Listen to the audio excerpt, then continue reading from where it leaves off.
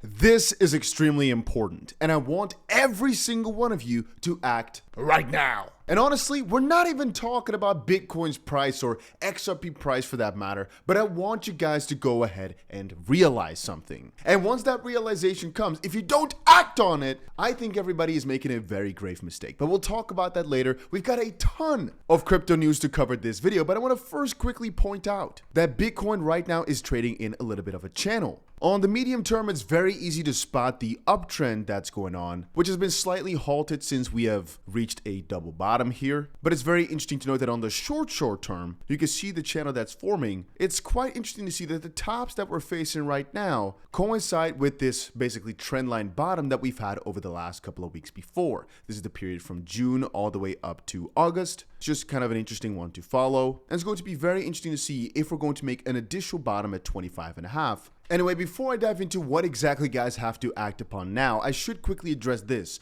If Binance collapses, because that's a crazy amount of fear in the market, we'd all be screwed for a while. And so my question to you is, do you still trust them? Again, the TLDR, the long story short for this one is, there are investigations into Binance. It's got a lot of people feared up. And I'll tell you, I personally still have money on Binance, but the allegations against them are quite harsh. And so there are a lot of people who right now are in the camp of, okay, most likely nothing will happen, but if it does, it will most likely push Bitcoin towards $5,000 or something in that range. But that really all made me think. It really all made me think, first of all, about how broken the system is and the reason as to why we're buying crypto. I mean, this is a very fun example of there's only bad choices, so which one are you going to pick? If you've got all poisonous options, you're going to pick the one that's the least poisonous. If you've only got bad options, you're going to choose the one that's least bad. Because at the end of the day, the traditional financial system and America as a concept is quite broken. Really, I think it's very hard to convince somebody who knows this stuff that the system is just perfectly oiled and fine. And so that's one of the reasons why we're getting so heavily into crypto. But on the other poisonous side, I mean, even crypto has its downfalls where there are a couple of things that could, at least in the short term, take it down significantly. And people often from that perspective ask, okay, so if Bitcoin has these bad sides, does XRP have it too? XRP have it too? Here's an article, Why XRP Could Be the New Bitcoin, Expert Insights. I have to remind everybody, the reason we are buying heavily into XRP is because it has a better multiplier. So the moment that the bull market is back, XRP will most likely do a significant amount better than Bitcoin will. But it also has another feature. It's just better in most aspects than Bitcoin. And so the use case for the payments of wherever it's built, together with the efforts of many developers and I guess even Ripple, it's just another huge layer on top of it. And that's why I want to quickly show you this. It's a tweet from last month, but I think it's quite important. And the idea there is that people are always just talking about Ripple and XRP as if they're the same thing. Even my titles can sometimes make it kind of suggesting that they're the same, even though they're clearly not. And at the end of the day, XRP and the XP community does not need Ripple. But on some ways it's nice, just like how Ethereum as a concept does not need any one single party, but it does help out. Want to know why the argument that XRP is a security resonated with people outside of the XP community and crypto space as a whole? Because they can see how many of you behave and talk about XRP and Ripple. XRP isn't a security, it's a utility token. What do you use it for? Ripple built some great ODL and settlement tech that can use XRP once the banks get on board. So you're just waiting for Ripple to make it usable? Of course not. I can use it for stuff too. Like what? Well, I can buy NFTs. Do you buy NFTs? No, not really. I have diamond hands and don't want to spend my XRP. Anything else? Well, David Swartz said they're going to add an AMM so that people can provide liquidity. Okay, so are you going to do that then? No, because I don't want to incur impermanent loss during the 100x moonshot when everybody finally realizes that XRP is the standard. And when does that happen? Well, when all the banks working with Ripple finally decide to use XRP for ODL.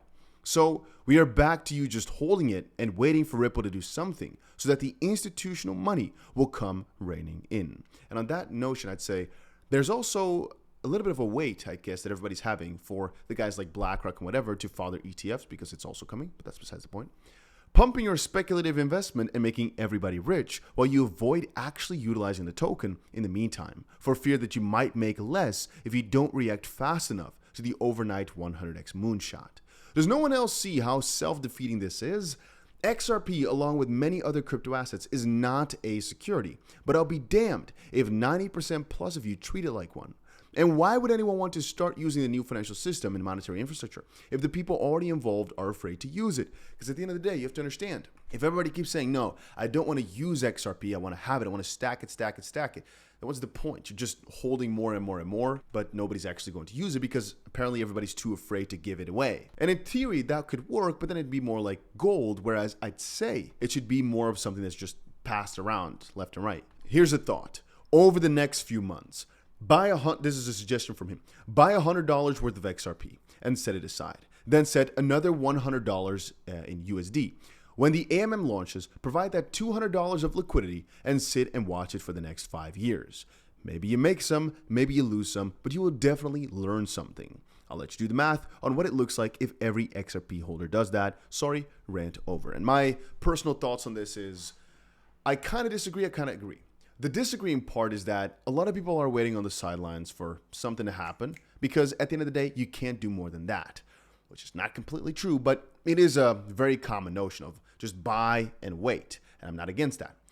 What I am saying, though, is I do believe many people are getting too comfortable with this crypto bear market, thinking, oh, it's going to always stay a bear market, it's never going to get even crazier, or, we're almost turning back around, so I shouldn't participate in something like the AMM because due to impermanent loss, if the price shoots up or goes crazy, your balance might shift where you actually end up with less money. That's a little bit of DeFi for you. But what I'm trying to say is act now and act crypto. I mean, try new things. Keep, elevating your knowledge about this. And this is one thing that many people forget to do the moment that they have bought some and they're just like at comfortable level. They stop innovating, they stop doing new things. And I sometimes have this too, where I spend a couple of weeks not doing anything new, nothing too crazy, not learning too much. And then I snap back into reality thinking, wait a minute. I'm here to basically get to the top of the top. I have to understand this game. If you really figure the stuff out from a bottom layer, there's so much you can do. There's so much difference you can make, etc., etc., etc. Yet people are not willing to do so, and I sometimes just think that's kind of sad. At the end of the day, right, liquidity on the XP ledger is doing pretty well. I mean, if we really start looking at it from the start of the year up till now, by the way, as well, price for XRP has been doing pretty amazing. And we're not even done fully with the lawsuit. That's just besides the point, right? You might be asking, hey, why are things on a little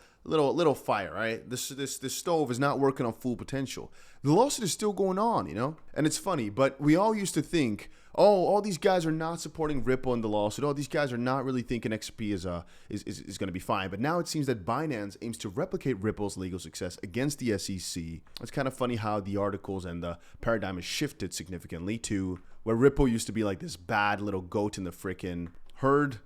I'm not sure how I said that, but whatever. Right now, it's being used as an example. And I keep reminding you, one of the reasons we're getting into crypto and why this is something you cannot take with a grain of salt, you have to take it very seriously, is because this right here, presidential candidate Robert F. Kennedy Jr. warns BlackRock is outbidding Americans to plans to gain ownership of all single-family homes in the U.S.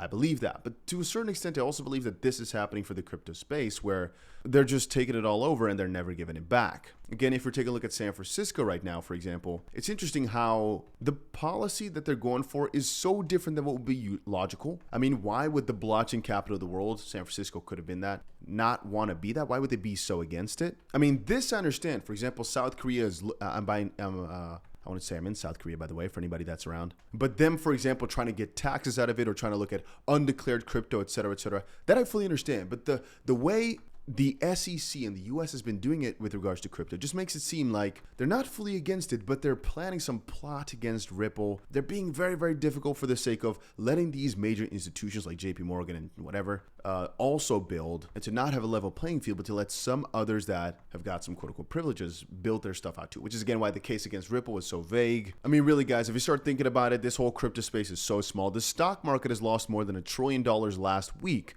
more than all of the crypto market combined. Mind blowing. TradFi is just absolutely huge in comparison to crypto, and right now we're finally starting to see TradFi really hop in significantly with things like this: PayPal's PiUSD stablecoin debuting on Venmo, expanding their crypto reach. And yeah, I mean, at the end of the day, the reason I am buying so much and why I like this this little tweet section here is because of the just buy $100 worth of it, or buy $100 worth of XRP, $100 worth of dollars, and then stake it basically, or I guess I should call it LP it. But also from another perspective, just buy some crypto and hold on, because we know what's changing. We are seeing that things are changing. Again, on the regulatory front, on the TradFi coming into crypto front with guys like BlackRock, etc., etc. Here's another one. Financial regulator issues final warning to non-compliant UK crypto firms. The FCA over in the UK is going hard at it. But at the end of the day, I can't say that's necessarily bad. So again, to bring it back to the title and what I was talking about at the start, act now in the sense of, if you've been sitting still in crypto for a while, reconsider, take action, do something crazy, learn something new.